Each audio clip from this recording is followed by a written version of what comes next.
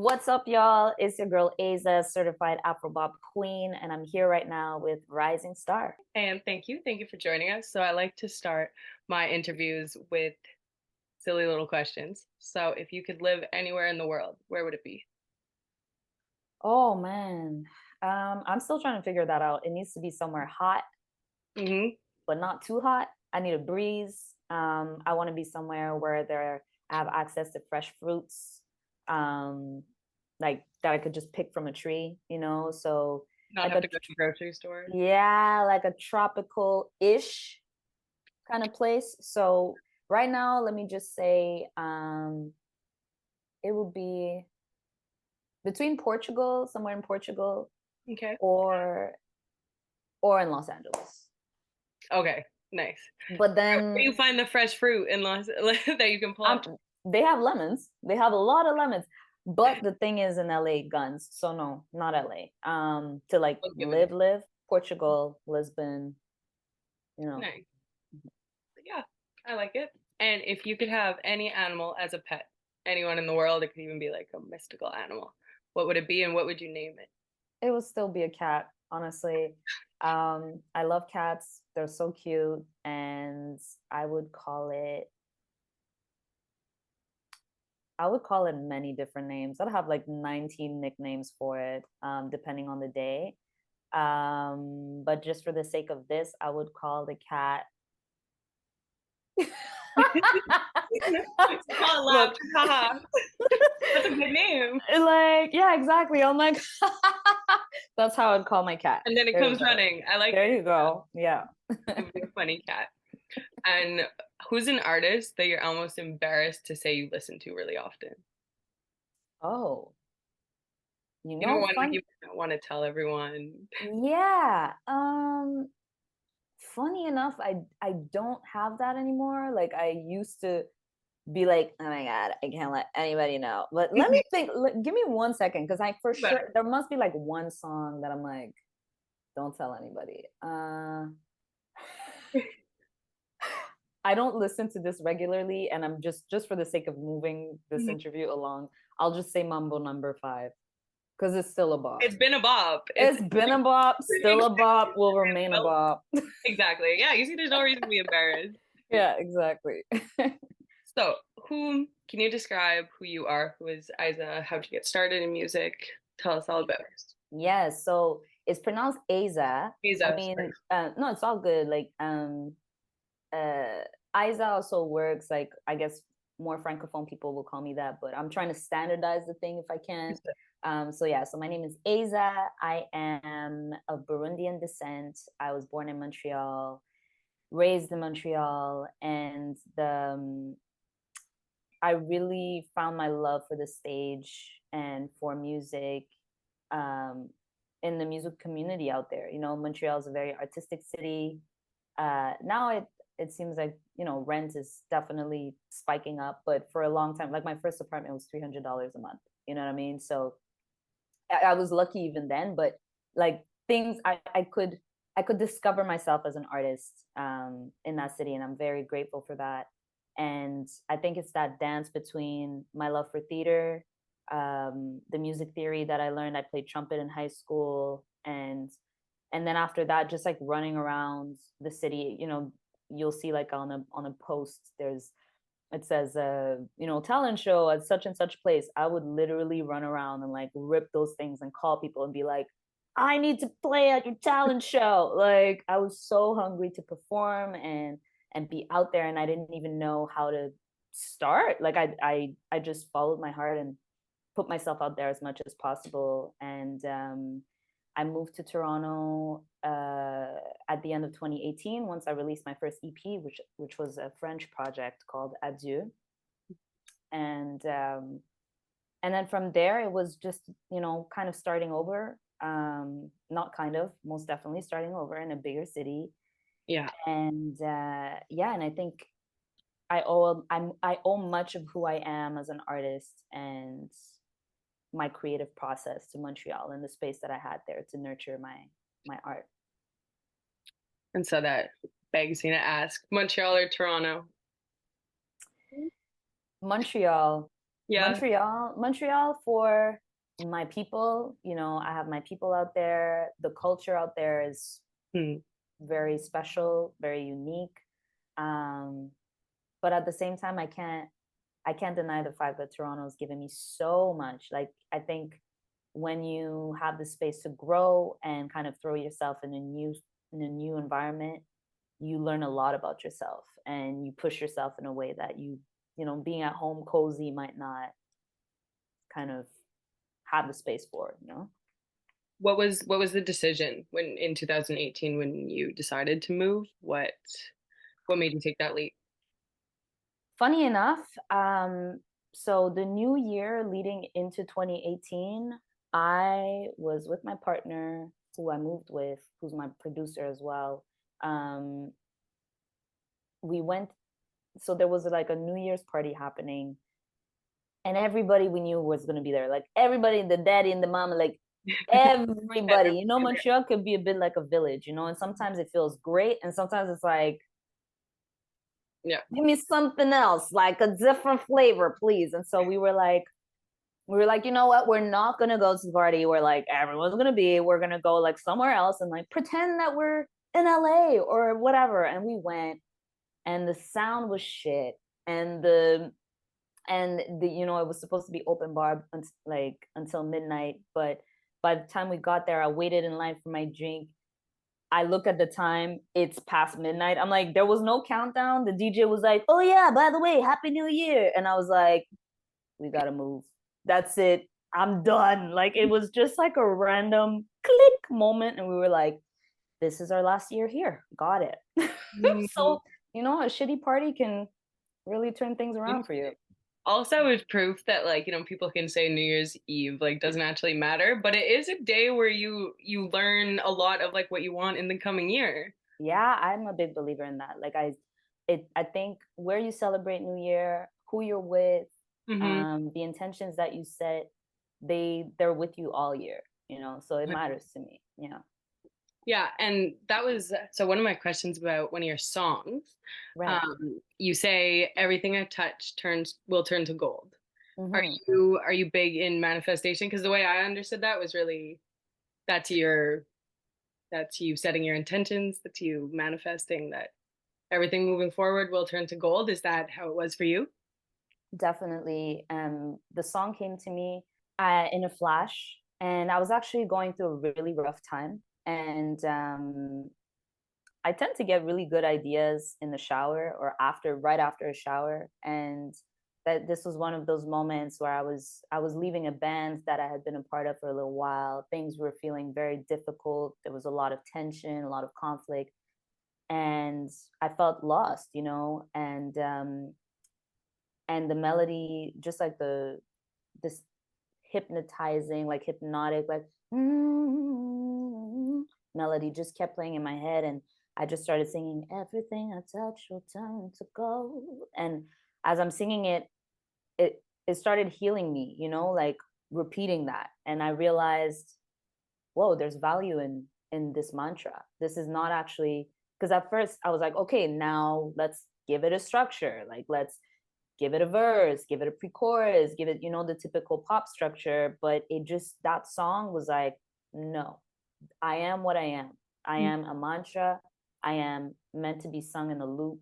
I am meant to be listened to every day. And, you know, you can sing it a few times and it's surface. It sounds pretty, but it's not reaching deep. But the more and more you repeat it, the more and more you're like, whoa, it it grounds inside of you, you know? And so that's how the song came together. And sometimes I really do feel like, I don't know if it's a future version of me that's communicating with me, or if it's just my soul that's like sending me just a download of wisdom to keep going. Um, but it feels like that with my music. It feels like that wiser part of me sometimes is just like, you're gonna be okay, you know, sing this, you know. So that's how the song came about. And yeah, it was interesting to kind of push out, like accept that it was out of the box, you know, because I kept trying to make it this song and like write a verse or whatever, and it was just not landing. And it actually ended up being one of, I was like, are people gonna get it? Because now manifestation music, high vibe music is like, you know, all the rage. But a few years ago it was not as much. Like I think 2020 was really like the big shift, Mhm. you know. And so it, at the time I wasn't sure. I was like, I hope people get it, but they did, and they love it, and it's actually one of my most successful songs to date. Yeah, it really is. It's like an affirmation. It's almost like a meditation when you listen. Yeah. And what, so you were saying that, you know, there's this either future self or this other self of you that kind of has your own back. What would you tell someone who felt like they were down in the dumps, maybe wanted to quit music? What would you say to someone? I think the journey is so different for everybody that it's taking the time. First of all, it's like not gaslighting yourself into thinking, into convincing yourself that you're not feeling this way. You know, it's like if at the moment you feel like you want to quit, you can sit with that and breathe it in instead of running away, trying to smoke it away, trying to drink it away, trying to, you know, or be too drastic and like set fire to the whole thing, but just like sitting with your feelings and getting a sense of where is this coming from? Is it because I'm just tired? Like, do I need a week off? Like, do I need that? Or do I need to process disappointments that I haven't taken the time to process? Or am I being called to literally pivot and discover something else? You know, only you know what what the next step, what the right next step is for you. You know, I don't want to just tell people don't give up. You know, maybe it's not, Maybe it's not meant for them. yeah, maybe it was meant for you for a certain period and that's teaching you something, and maybe you shift and then come back to it. So I would say just carve out the time to sit with yourself, feel your feelings, and be radically honest about your experiences and how they may be informing how you're feeling right now, because sometimes you just need a nap. You know what I mean? Yes.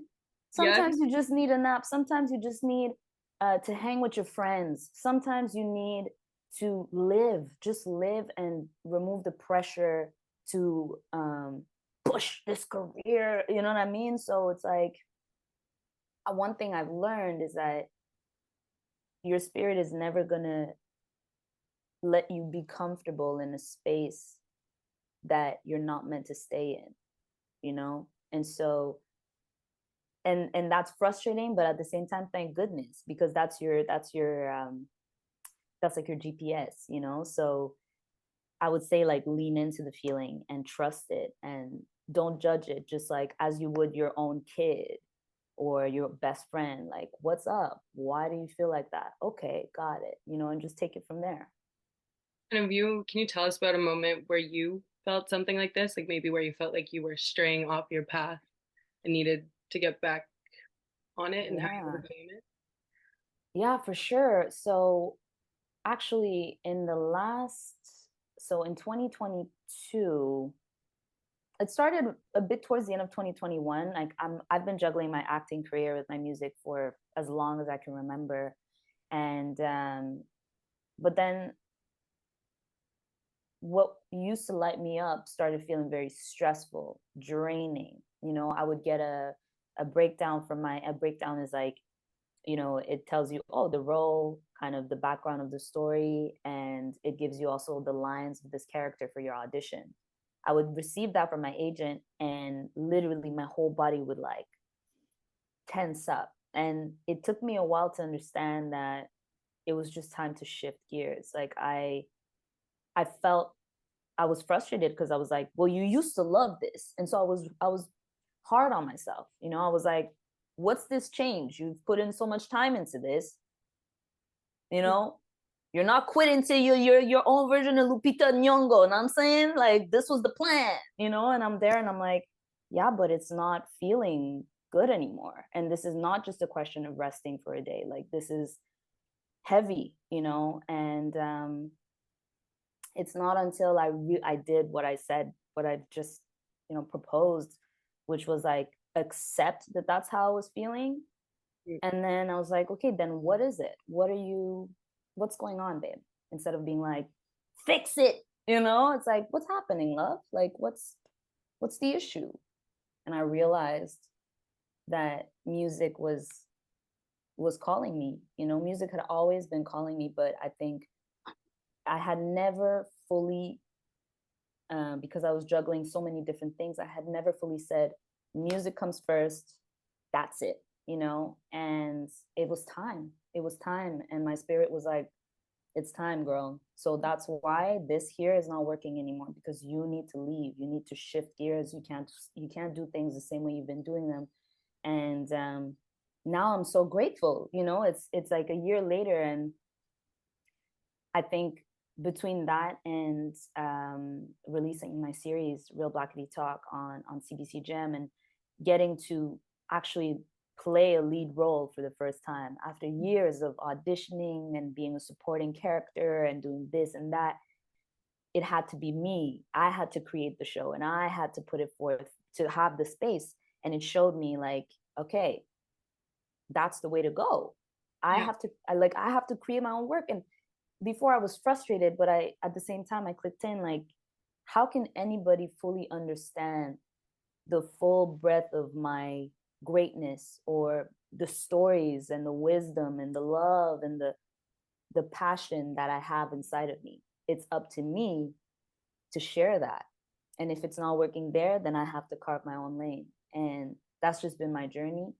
And yeah, it was a difficult time until I accepted the truth, which was, girl, you're over this. Like, I don't know what to tell you. You could say, Exactly, just accept it. you're Yeah. over it. Like, you loved it, you don't anymore. It's so easy to tell like a friend that, to tell, you can always see it in someone else, and it's so hard to say it to yourself. Exactly. Yeah. So I'm getting better at it. I'm getting better at it. And now, what's a moment, talk to us about one of the last moments you had where you felt fully like fueled, like full, very happy, your spirit was aligned, everything was good. Yeah. Oh man.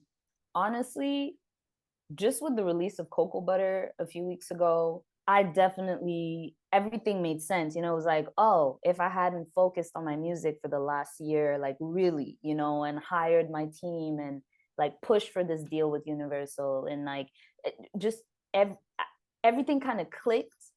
And, you know, the day before I released the single, which it came out last month on the 12th, and on the 12th of April. And the day before, like, I was just like, oh my God, I don't know how people are going to receive it. Like, to me, this is my baby. I think it's lit. I think, you know, I'm so excited about this music, but you never know how it's going to be received, you know? And to be on the other side and get so much love, from the DSPs, from people writing to me, sending me little clips, you know, local radio stations playing the song. Like, I've had many moments in that little stretch where I just felt like, okay, this this makes sense. This is like, I'm exactly where I'm supposed to be. Mm. And yeah, it's a tricky one, because you don't want to put your worth all on external validation, but I'm an artist, and a lot of what I do depends on people loving it. You know what I mean? Like, so yeah, I've been, you know, when I'm in a good mood, I can really, I'm like almost too much. You know what I mean? No such thing as too much. No, never let anyone tell you too much. Never. No, but like, I'm very extreme. Like, I'm super, when I'm excited, it's like my inner child is like, ah, you know, like I'm there. And I think it's that energy that people feel when I'm on stage. It's like it really beams out, and you could feel it through my music. And so I do my best to kind of nurture that joyful, dreamy, optimistic, grateful side of me, you know? And talking about cocoa butter, so you talked about the aftermath, or like the right before it Right. came, but you mentioned lockdown in it. So had this been like brewing for a while? This, Yes. yeah. Yeah. So, you know, when I was in Montreal, all I did was perform. You know, it's easy to perform. All my friends are musicians. One's going on tour, they fly me out. I sing backs for them. I've gone to Africa, I've gone to the Caribbean, I've gone to the US. Like, I've had a blast. But the thing is, I didn't go in the studio enough. Like I had written a lot of songs, but I didn't go into the studio. But when I moved here, first of all, my circle got smaller. Like I was in a brand new city. So there was already that. But then when the pandy hit and we're at home losing our minds, I've never heard anyone call it pandy. I like you made it sound cute. You made it sound cute. we have to, because if Yeah, not, you it's have like, to. Yeah, if not, you're gonna hate it. and that's what I mean by nicknames. Like I'll have like 19,000 nicknames for you, you know? Um, but yeah, so when it hit, I was like, okay, time to record, time to write. You know, I've been through a lot in the last little while. This right here is crazy. What do I want to write about? You know, and Cocoa Butter was inspired by that time where it was such a weird time, right? Like never, how can you explain that? But we all lived it in our own way, but we were still all very much connected in our isolation. It was such a weird time, and I had never felt so like lost in limbo, like just like whoa, you know, Just don't know what to expect the next day, and it's pretty like you're no longer in control. at all. And then you realize I was never in control. I'm like, all those times that things lined up for me, yes, manifestation is great and all that, but that was, I was very fortunate. Like I knew I was fortunate, but I was not in control of that. You know what I mean? I was, but I wasn't. Anyway, um, so yeah, so Cocoa Butter that year, I didn't see my friends until like end of July. So it was like March to July, me at home with my partner, my sister, her husband. We were living together. We moved together from Montreal, and it was just like me on the patio, popping champagne every single day. There was something amazing about it because it was that surrender. Yeah. I I was might have like, like you won a championship game, you know? yeah, exactly. I was like, let's go. And I celebrated so much on that patio, so much. And I think a lot of the energy that my sister and I kind of created on that patio together, you know, we started our Instagram live show, which eventually led to Real Blackity Talk. And there was a lot of beautiful magic in that period of time, but it was still a very unsettling and frustrating time too. And I missed my friends, you know, and so in a way, it's like I did get that Cocoa Butter experience where it's like I just want to turn up with my gang, you know. And it's like me and my sister, we were doing that every day. But I was also like, I was also really missing my friends back home, you know. And so that's where the song came, and we ended up writing a bunch of other tracks as well around that time. So yeah, it's been in the works from like, you know, 2020 to now. Nice. Hmm. It must be so nice to finally see it come to fruition. Yeah, yeah, it feels really good. From your first EP in 2018 to now, what do you think the biggest difference is in you then versus you now? The biggest change in me as a person, Yeah, you as a person, you as an artist, or yeah, either or. I am really moving from the inside out now. I think in 2018, first of all, creatively, like I was still honing my sound. I knew I wanted it to be a blend of Afro rhythms, pop, and R&B, but you know, it takes time to like craft your own sound. And it was also a project in French, so it was opening up another side. You know, French is my mother tongue, and but I had never written in French, like songs in French, because you know, in Quebec, like it was just like, I'm trying to go to the States. So, Yeah, you know what I mean? Like it was you like that. I never was like, understand me there. Yeah. yeah, I was like, I'm trying to go be Destiny's Child, you know, whatever. Like that's where I'm trying to go. So, you know, but this kind of reminded me like French is also a part of me, you know. But at the time, there was still so little I knew about the industry, and I think I was moving from a place of like, look, I have all this talent, I have this hunger, like whatever I need to do, whatever, I'll do it. I'll play the game. You know what I mean? And now I'm like,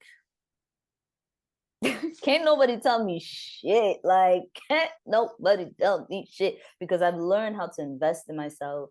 I run my own company, my own business, and I realized that it's part of my path um, to be a leader. For back then I was like looking for a manager, going, oh my god, like who's gonna come and save me? Who's gonna come and like tell me where to go? And now I fully understand, like it's up to me. It's like it's up to you, babe. What do you want to do? So I think that's the biggest difference. And then just sonically as an artist, I think I've managed to bridge that more braggadocious part of me with my like uplifting spiritual side. I think before I was a bit more gentle with it. Like I was like, just like follow your heart and like you can do it, babe. You can do it. But now I'm like, I'm that shit. Yeah, exactly. Which is how I am in my day to day. But I don't think that I had fully like popped that in my songs yet. And so with this project, I feel like I've really honed in on the sounds. It's Afro pop and R&B.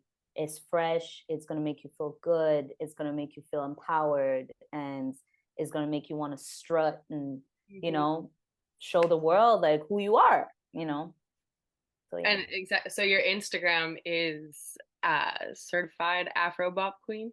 Exactly. And so can you tell us how do you fully incorporate that title into your life? Like what does that title mean to you? To me, first of all, I was like, I need a title. You know what I mean? Like everybody got a title. Everybody I know, like, let's say what's her name? Let's say Meg the Stallion. She's like real hot girl shit, like that. And it's fun, and I was like, what would I be? And I'm like, I I make bops on bops on bops. They're Afro bops. Certified, because that shit is undeniable. So I guess I'm a certified Afro-bop queen. I don't know what to tell you. The title came to you. It came to you, really. It came to me. It was like 1 + 1 = 2. And then also I was like, I was just testing it out, but I think it's y'all. I think it's y'all. Yo, I was Yeah, we like, keep it going. yeah, y'all were like certified Afro-bop queen Aiza. I was like, oh shit. Okay, people are catching on. This is feeling good. I think people love to have a little like nugget that they can Yeah, that's link their to own. someone. Yeah, like even the people who listen to my music, they want to have that. Everyone's got their thing, like what's her name? Tiwa Savage is a Nigerian artist. She calls herself the Afro pop queen. And I was like, there's already an Afro pop queen. Like I'm not gonna compete with Tiwa Savage. Like she's, I only compete with myself. But I Yes, was like, an Afro bop queen, that's different. that's me. One letter makes a big difference. It makes a big difference. Yeah. You found it though. I found it, and I landed us on. I mean, I don't even know how it happened. And this is where it's like it's really exciting. But MTV reposted my music video, the single, on their. They have like a series called the Bop Shop, Okay. and so certified Afro Bop Queen on the Bop Shop. It works. It works. It It's works. love it. Um, and so my final question is what's next? What's What's next? next? Um, I this see. year, this year I'm releasing a lot of new music. I got a brand new single on the way. Um, this is my longest rollout. I've never prepped this much. There's a lot of really dope visuals. I went to shoot some of them in Ghana earlier this year, which I'm really excited about. And so you can expect a lot more music from me this year. Word on the street, maybe there's an album on the way. Woo! Oh, exciting. And so that's what I'm focused on. Still team building, and still learning. I'm still learning. I'm still growing. So I just I just want to be present for it, because no matter where this is leading me, this is a step that I'll never get. I'll never get again. You know what I mean? And so what's next is that, and also just more presence, more peace of mind, more creativity, and just connecting more with my people. I feel like there are a lot of people out there that don't know about me yet, and some of them might eventually become some of my biggest fans, you know. Um, and I look forward to building those connections with my audience. So that's what I'm looking forward to this year. Yeah. Wish all that for you. Really, Thank especially all the you. peace of mind and everything. It's not always easy in this world. Right. So you gotta keep striving. And hopefully we just learn every day forever. Yeah. Yeah, absolutely. So on behalf of the Rising Star team, thank you. Thank you so much for taking the time. And we look forward to continuing to see you rise. Thank you so Thank you much so for much. having me. This was really lovely.